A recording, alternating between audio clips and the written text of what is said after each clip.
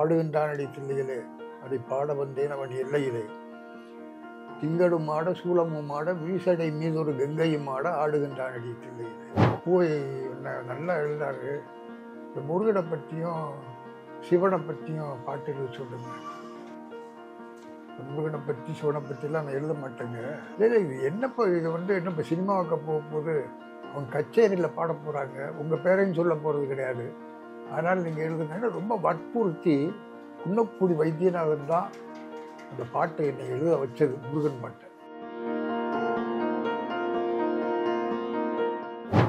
முதல்ல தமிழ் சினிமா உலகத்திலேயே கொடிகட்டி பறந்த ஒரு மாபெரும் கவிஞர், அவரால் உருவாக்கப்பட்டு அவரால் சிபாரிசு பண்ணப்பட்டு அந்த கந்தன்கரையில் இந்த படம் வந்துச்சு, பாட்டு வந்துச்சு. ரொம்ப அற்புதமாக அந்த டைட்டிலில் உங்கள் பேர் வராது, ஆனால் பிக்கார்டில் உங்கள் பேர் வரும். கேவி மகாதேவன் குன்னக்குடின்னு வரும். சம்மரங்க.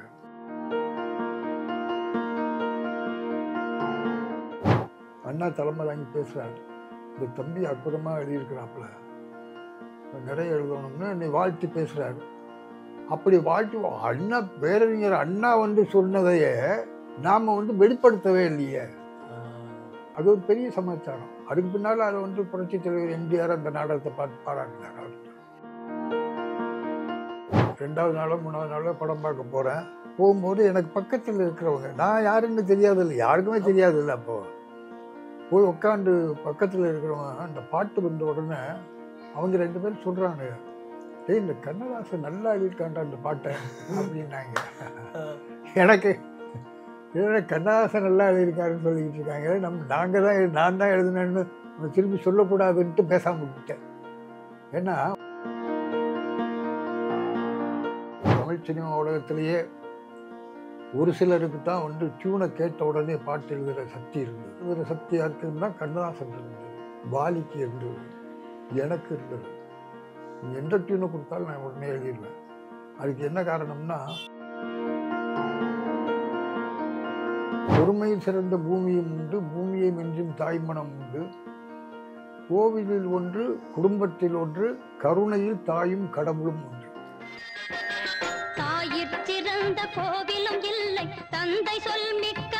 வணக்கம் ஐயா. வணக்கம். எப்படி இருக்கீங்க? நல்லா இருக்கு. முதல்ல நான் திருப்பரங்குன்றத்தில் நீ சிரித்தாள் அந்த பாட்டை பத்தி கேட்கணும்னு ஆசைப்படுறேன். கந்தன் கருணையில வந்த அந்த பாட்டை பத்தி. அவரு குன்னக்குடி வைத்தியநாதன் பெரிய இசை மேதை. அவர் இசையமைப்பாளராக வரணும் திரைப்படத்துறையில். அதுக்காக என்ன பண்ண, நானும் அவர் ரொம்ப க்ளோஸாக பழகினாங்க. ஒரு நாடகம் போட்டோம், ஓவியன் மகள்னு ஒரு நாடகம் ஃபைனான்ஸ் கிளப்பில் நடத்தும். எங்கள் ஊரில், இங்கே சென்னையில். அடுத்தது நான் தான் கதைவசனமெல்லாம் நான் தான், பாட்டு எல்லாமே நான் எழுதுகிறேன். அவர் தயாரித்து அவர் மியூசிக் பண்ணுறாரு. அப்போ கொத்தமங்கலம் சுப்பு அந்த நாடகத்துக்கு தலைமை தாங்க வர்றாரு. ஓகே. வாசன், மிஸ்ஸஸ் வாசன் அவர் முன் வரிசையில் உட்காந்து அவர் பார்க்குறாரு, நாடகத்தை பார்க்குறாரு. அவர் கொத்தமங்கலம் சுப்பு சொல்கிறாரு, இந்த பாட்டெல்லாம் ரொம்ப நல்லா எழுதியிருக்காரு. இந்த தம்பி என் கையை பிடிச்சி இது பண்ணி கண்ணில் ஒட்டிக்கிட்டு, இந்த தம்பியுடைய கையை ரொம்ப அற்புதமான கை அப்படி இப்படின்லாம் சொன்னார். அவர் மனந்திறந்து சொன்ன வார்த்தைகள். அது கையில் ஏதோ சக்தி இருக்கு, சக்தி இருக்கிற மாதிரி அவர் சொன்னார். அதுக்கு பின்னால் என்ன ஆச்சுன்னாக்கா, அங்கே தேரழுந்தூர் சகோதரிகள்னு அவங்களும் இசை நிகழ்ச்சி நடத்துகிறவங்க, சூரமங்கல சகோதரிகள் மாதிரி. அவங்க வீட்டில் தான் நாங்கள் போய் உட்காந்து பேசிக்கிட்டு இருந்தோம். அப்போ அவங்க சொன்னாங்க, இந்த மாதிரி போய் நல்லா எழுதாரு, இந்த முருகனை பற்றியும் சிவனை பற்றியும் பாட்டுகள் சொல்லுங்க. குன்னக்குடி சொன்னார், இந்த மாதிரி போய் முருகனை பற்றியும் சிவனை பற்றி எழுதுவோம், நீங்கள் எழுதுங்க, நான் டியூன் போடுறேன். முருகனை பற்றி சிவனை பற்றிலாம் நான் எழுத மாட்டேங்க. நீங்க பகுத்தறிவு பாதையில போயிட்டு இருக்கீங்க. ஆமாம், அதனால வேற ஏதாவது பாட்டு சொல்லுங்க, நான் எழுதுறேன் அப்படின்னு. இல்லை இது என்னப்போ இது என்னப்போ சினிமாவுக்கு போகும்போது அவங்க கச்சேரியில் பாட போகிறாங்க, உங்கள் பேரையும் சொல்ல போகிறது கிடையாது, அதனால் நீங்கள் எழுதுங்கன்னா ரொம்ப வற்புறுத்தி, அதாவது நல்ல நிறைந்த இடத்துலன்னு சொல்கிறது குன்னக்குடி வைத்தியநாதன் தான் அந்த பாட்டை என்னை எழுத வச்சது, முருகன் பாட்டை. திருப்பரங்குன்றத்தில் நீ சிரித்தாள் திருத்தணி மலை மீது எதிரொலிக்குங்கிற பாட்டை எழுத வச்சது.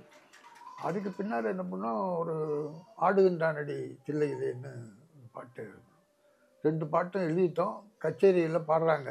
இப்போ ஒரே டைம்ல 2 பாட்டெல்லாம் ஒரே பாட்டு ஒரே சமயத்தில். தேரந்து சகோதரிகளும் கச்சேரியில் பாடுறாங்க, சூலமங்கல சகோதரிகளும் ஒரு டியூன் சொல்லி கொடுத்து அவங்களும் பாடுறாங்க. இந்த பாட்டை கேட்டு கொலம்பியா கம்பெனிக்காரங்க வந்து இந்த பாட்டு ரொம்ப நல்லா இருக்குது, இதுவரையிலையும் வராத மாதிரி இருக்குன்னு அவங்க நிறைய முருகன் பாட்டெல்லாம் பண்ணியிருக்காங்க. அவங்க இதை வந்து ரெக்கார்ட் பண்ணாங்க. ரெக்கார்ட் பண்ணி அது முதல்ல ரெக்கார்டாக வந்துருச்சு. கந்தன் கருணையில் வர்றதுக்கு முன்னால் ரெக்கார்டாக வந்துருச்சு. நல்ல சேல், ரெக்கார்டாக வந்து நல்ல சேல்ஸ் ஆச்சு. அப்போவே வந்து எல்லா மக்கள்கிட்டையும் போயிடுச்சு இல்லையா? போயிடுச்சு, ஓரளவுக்கு போயிடுச்சு. அப்புறம் என்னன்னாக்கா ஒரு ஒரு ஒரு ஃபங்க்ஷன், ஃபிலிம் சேம்பரில் ஒரு ஃபங்க்ஷன் நடக்குது.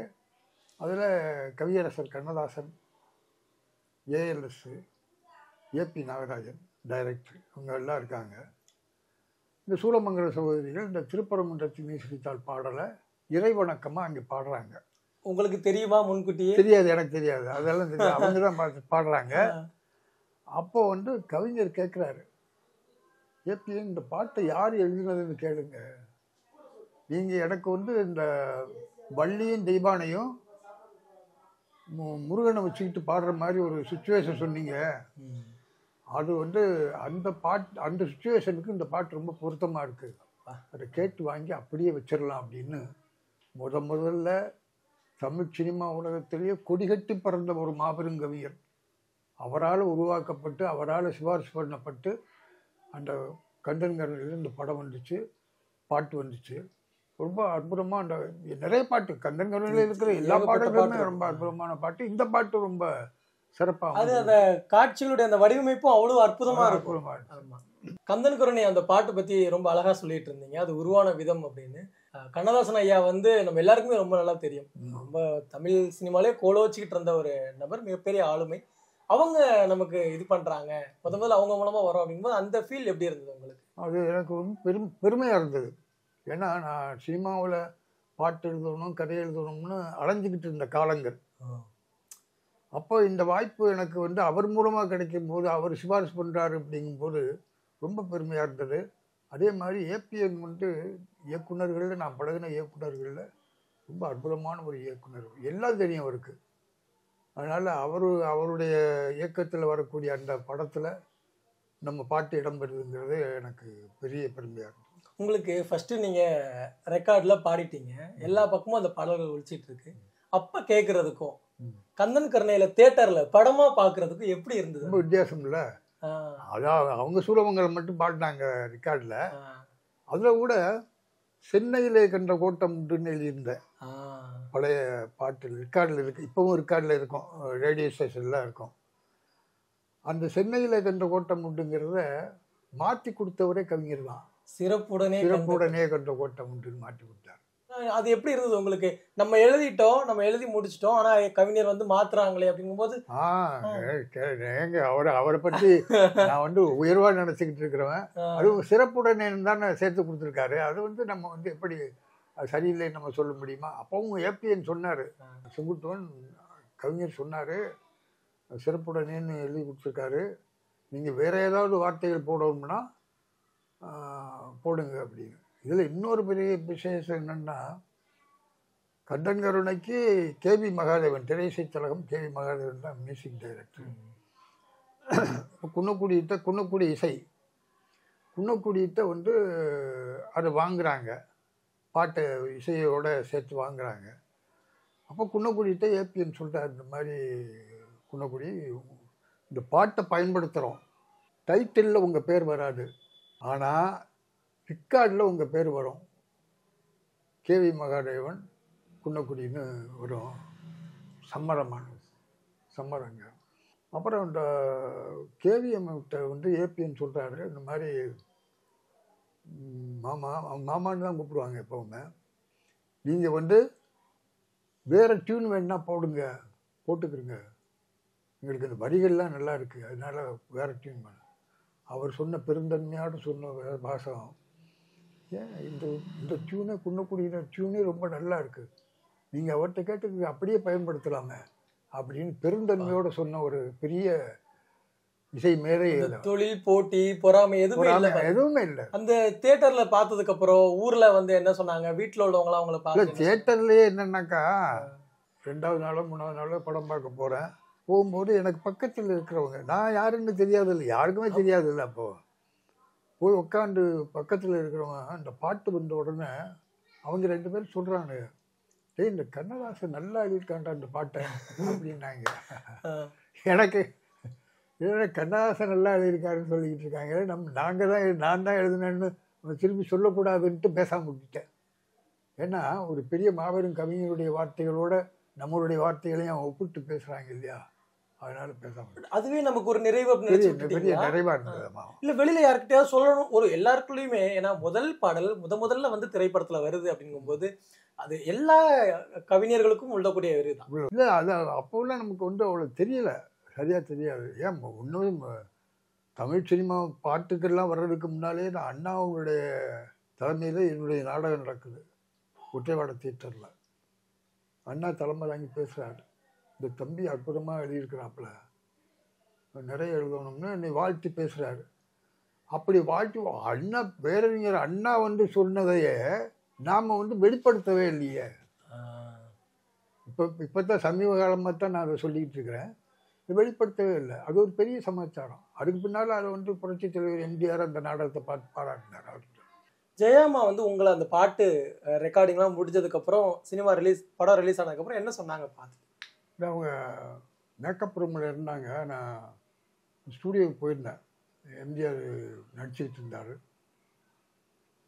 அப்போ அவங்க மேக்கப் மேனை வந்து கோபால்னு ஒருத்தர், அவர் வந்து மேடம் உங்களை கூப்பிட்றாங்கன்னா போனேன்.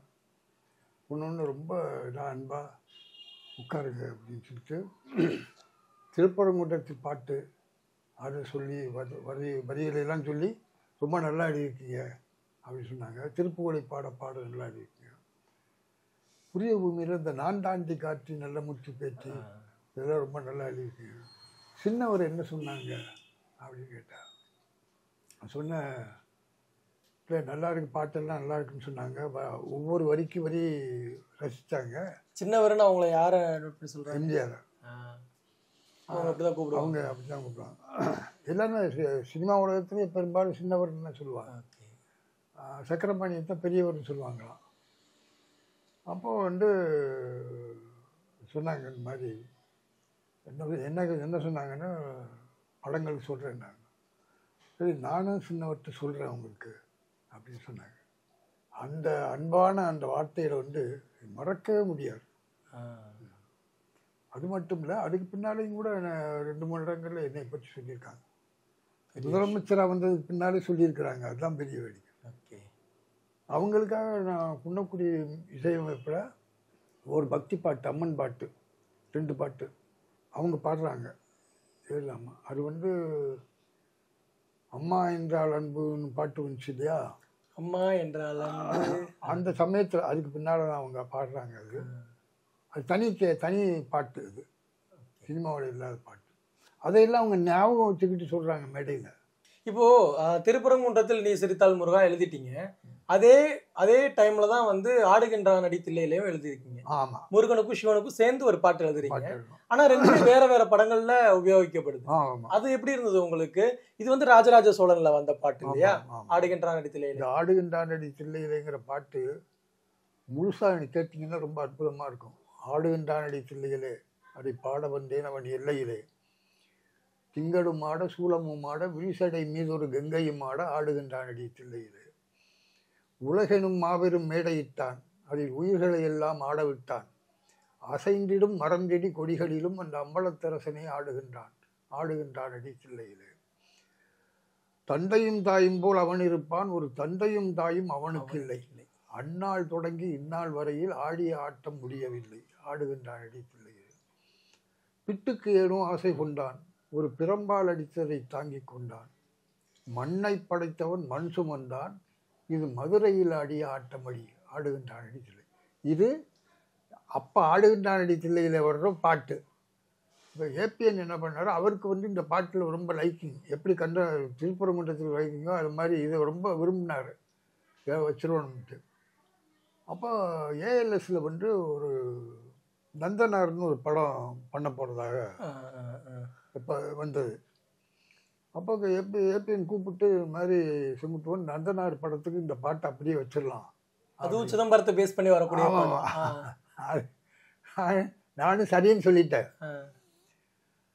நல்லா ரெக்கார்டும் பண்ணிட்டாங்க, சீர்காழி பாடி அதை ரெக்கார்டிங் ஆயிடுச்சு. அதுக்கு பின்னால் அவங்க படம் எடுக்கலை, நந்தனார் துவங்கலை, ஏஎல்எஸ் ப்ரொடக்ஷன்ஸ் அதுதான். அப்புறம் இவர் ராஜராஜ சோழன் படம் எடுக்கும்போது அப்புறம் கூப்பிட்டு விட்டார். எல்லாருமே எல்லா கவிஞரும் எழுதினாங்க, கவிஞர் எழுதினார். அப்புறம் உந்தில்பேட்டை சண்முகம், கேடி சண்டானம், இப்படி எல்லாருமே அதில் எழுதியிருப்பாங்க. நானும் அதில் 2 பாட்டு. அப்போ என்கிட்ட சொன்னார், இந்த மாதிரி செங்குட்டுவன் நம்ம இந்த ஆடுகின்றானடி தில்லையிலே அது ஏடுகின்றானடி தில்லையிலேன்னு மாற்றிக்கிடுவோம். அது நீங்கள் தான் மாற்றினீங்களா? ஆமாம்மா, அதுதான் வந்து மாட்டேன். ஏடுகின்றானடி தில்லையில் அது பாட வேண்டிய நம்ம இல்லையிலே அப்படின்னு எழுதி. அதில் இந்த சரணங்களில் வருது இல்லையா, ஆடுகின்றானடி தில்லையில் சரணம், அது எல்லாம் இருக்காது, அதில் வேற மாதிரி வந்துருச்சு. ஒரு பாட்டு நீங்கள் எழுதிட்டீங்க, அதை வந்து திரும்ப திருத்தி அமைக்கணும், அந்த சுச்சுவேஷனுக்கு தகுந்த மாதிரி திருத்தி அமைக்கணும் அப்படிங்கும்போது அதுல இருந்து சவால் எப்படி இருந்தது உங்களுக்கு? இல்லை, எனக்கு அது ரொம்ப ஈஸியாக தான் இருந்தது. இந்த கவிஞருக்கு, அதாவது தமிழ் சினிமா உலகத்திலேயே ஒரு சிலருக்கு தான் வந்து டியூனை கேட்ட உடனே பாட்டு எழுதுகிற சக்தி இருந்தது. எல்லாருக்கும் அது இருக்கா இல்லையாங்கிறது சொல்ல முடியாது. இல்லை, பெரும்பாலும் எனக்கு தெரிஞ்ச வரைக்கும் ஒரு டியூனை கேட்ட உடனே பாட்டு எழுதுகிற சக்தி யாருக்குன்னு தான் கண்ணதாசன் இருந்தது, வாலிக்கு இருந்தது, எனக்கு இருந்தது. எந்த டியூனை கொடுத்தாலும் நான் உடனே எழுதிடுவேன். இப்போ ஏடு தந்தானடி தில்லையிலே பாட்டு, ராஜராஜ சோழன் அந்த படம் வந்து எவ்வளவு ஹிட் அப்படிங்கிறது நமக்கு எல்லாருக்குமே தெரியும். சிவாஜி சாரா இருக்கட்டும், வரலட்சுமி அம்மாவா இருக்கட்டும், பயங்கரமா அந்த அதில் பர்ஃபார்ம் பண்ணியிருப்பாங்க. அதுலயும் அந்த பாட்டு குரல் வந்து வரலட்சுமி அம்மாவே பாடியிருப்பாங்க இல்லையா? அது கேட்கும்போது உங்களுக்கு எப்படி இருந்தது? நம்ம எழுதும் போது எழுதிட்டோம், ஆனா அந்த பாட்டா கேட்கும் போது ஒரு உணர்வு இருக்கும்ல, ரொம்ப அற்புதமா இருந்துச்சு. ஏன்னா சூளமங்கலம் அவங்க பாடினது வேற, ஆடுகின்றானடி தில்லையில. இவங்க குரல் ஒரு தனி குரல். இது வரலட்சுமி அம்மாவுடைய குரல் வந்து ஒரு வித்தியாசமான குரல். நீங்கள் எல்லாருடைய குரலையும் இன்வைட் பண்ணி ஏதாவது பாட முடியும் மேடையில். இவங்களுடைய குரல் அவர் ஈஸியாக பாட முடியாது. அந்த அளவுக்கு ஒரு அற்புதமான குரல். இப்போ தொடர்ந்து ஆன்மீக பாடல், ஏன்னா நீங்கள் முதல்ல வந்து ஆன்மீக பாட்டை நான் எழுத மாட்டேன், முருகனுக்கு சிவனுக்கு நான் எழுத மாட்டேன்னு சொன்ன நீங்கள் தொடர்ந்து அடுத்தடுத்து வந்து ஆன்மீக பாடலாவே வந்துட்டு இருந்தது இல்லையா? அது வந்து என்னுடைய இது இல்லையே, அது வந்து குன்னக்குடி பண்ணது வேலை. அதனால வந்து அதுக்கு பின்னால தொடர்ந்து 3 பாடல் குமாஸ்தாவின் மகள் படத்துல வந்து அந்த எழுதி பழகி வந்தேன், எழுத்து கூட்டி பாடி வந்தேன், பாட்டுக்குள்ளே முருகன் வந்தான், ரொம்ப பிரமாதமா இருக்கும். அறுபடை வீடுகளே அப்படியே உள்ள கொண்டு வந்து போவோம். எல்லாருமே இப்போ வந்து செந்தமிழும் நாப்பழக்கம் அப்படின்லாம் சொல்றோம் இல்லையா, அது மாதிரி நம்ம எழுதி தானே பழகி வர்றோம். அதை ஈஸியாக வந்து நான் பல்லவியாக வச்சு சொன்னேன் ஏபிஎன்ட்ட. நல்லா இருக்கியா, அது அப்படியே இது பண்ண அப்படின்னாரு. அதனால் அவர் வந்து இந்த பாடல்கள் தேர்ந்தெடுக்கிற முறை இருக்க வேற யாரும் அந்த மாதிரி பண்ண முடியாது. ஒரு 4 பல்லவி எழுதுவோம், பார்ப்பாரு, இப்போ என்ன பண்ண போறீங்க, நல்லா 5வது ஒரு பல்லவி, இதுவே நல்லா இருக்கு, இதுக்கு மேலே என்னதுக்கு பல்லவி அப்படின்றார். இப்போ தாய் சிறந்த கோயில் இதெல்லாம் வரிகள்லாம் அற்புதமான வரிகள், பயங்கரமா எழுதிருப்பீங்க. ஒரு அம்மாவையும் அப்பாவையும் எந்த அளவுக்கு மதிக்கணும் அப்படிங்கிறதுக்கான அந்த உதாரணம் இருக்குல்ல. இப்போ ஏன்னா நம்ம வந்து முருகருக்கே அதிகமாக நம்ம பாடல்கள் எழுதிட்டு இருந்தோம் இல்லையா, ஒரு 4-5 பாட்டு முருகர் பாடல் எடுத்திருக்கோம், சிவனுக்கு பாடல் எழுதியிருக்கோம். அம்மா அப்பாவை மதிக்கிற மாதிரி ஒரு பாட்டு வேணும், அவங்கள வந்து வணங்குற மாதிரி, எல்லா பிள்ளைகளும் அவங்களை வணங்குற மாதிரி பாட்டு வேணும்னு உங்களுக்கு எந்த மாதிரி இருந்தது? அதுதான் அது எப்படின்னு அதுதான் சொன்னார். சொல்லிட்டு என்ன பண்ணாரு, சுகுட்டும் இந்த பழைய ஔவையுடைய மொழிதான் அது, தாய் சிறந்த கோயிலும் இல்லை, தந்தை சொல் மிக்க மந்திரம் இல்லை, இந்த 2 வரியை வச்சுக்கிட்டு நீங்கள் வந்து கண்டினியூ ஃபுல்லப் பண்ணுங்க அப்படின்னாரு.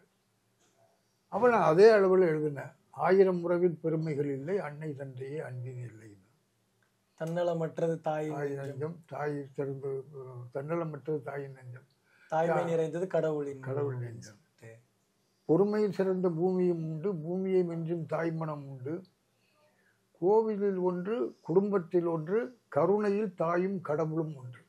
இப்போ வரை ரொம்ப அடிச்சுக்கிறாரு. ரொம்ப லைக் பண்ணார் ஏபிஎன் இந்த வரியெல்லாம். ஏன்னா அவர் எப்படி லைக் பண்ணுவாருங்கிறது தெரிஞ்சு அவரே சொல்லியிருக்கிறார். 2 பேருடைய பாடல் வரிகளில் தான் திருத்தம் செய்ய வேண்டிய அவசியம் இருக்காது. ஒருத்தர் கண்ணதாசன், இன்னொருத்தர் நம்ம சொங்குட்டுவேன் அப்படின்னு சொல்லுவாங்க உரிமையோட. இதெல்லாம் நமக்கு பெரிய இந்த பரிசு கிடைச்ச மாதிரி, ஆஸ்கர் பரிசு கிடைச்ச மாதிரி ஒரு பெரிய நிச்சயமா இல்லையா அது. இப்போ தொடர்ந்து ஆன்மீக பாடல்கள் ஏபி நாகராஜன் அவர்கள் கூட சேர்ந்து, குன்னக்குடி ஐயாவோட சேர்ந்து இந்த மாதிரியான பாதையிலே போய்கிட்டு இருக்கும்போது சடனா எம்ஜிஆர் அவர்களுக்காக ஒரு பாட்டு, அதுக்கப்புறம் கருணாநிதி அவர்களுக்காக ஒரு பாட்டு அப்படின்னு எழுதும்போது அது எப்படி இருந்தது உங்களுக்கு? அந்த வார்த்தை பிரயோகங்கள், எழுத்து இது பண்றது. அதாவது எப்படின்னா